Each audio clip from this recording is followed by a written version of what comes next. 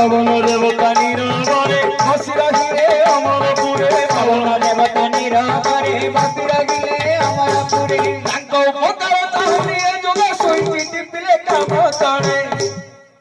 आउ पवन होनी बोली के कोन गछ मुळे जाई बहुती घरे कबाट देके एसी सुइच मारले हे गेला आगो काल रे धान पतली उड़ेबा पई 5 दिन 7 दिन 10 दिन लागुथला मशीन रे गोटे थरे धान मथा हे गेला पवन को के जगुची आज दक्षिण मारियो काली की उत्तर मारियो केते कोन लोक होनुथले आज काली मंदिर ता कम आज्ञा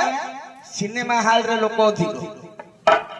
सिनेमा हॉल रे पैसा दे कि लोक जाउतनी मंदिर को भगवान डाकुनी माहाली हम भगवास रे तुमको उद्धार कर दे से उद्धार दरकार नहीं तुम घरे रखि आमे सिनेमा देखिया को जीवु जदि एठी एमएलए पळे आसे आपन को गां रो आपन को अंचल रे एमएलए जे भी होउतनी होन तांको सहित मोर कोनोसी शत्रुता नाही जदि सिए आसीबा या 10,000 लोक होई किंतु भगवान राम नाम जदि गां रे चलती 5 रु 7 लोक हेबेनी जदि 10-15 होइथे राति भितर 3 जण सोई पड़ी 2 जण घर को पळे ये होती कली तेणु करी भगवान डरले आज्ञा कोन करिया।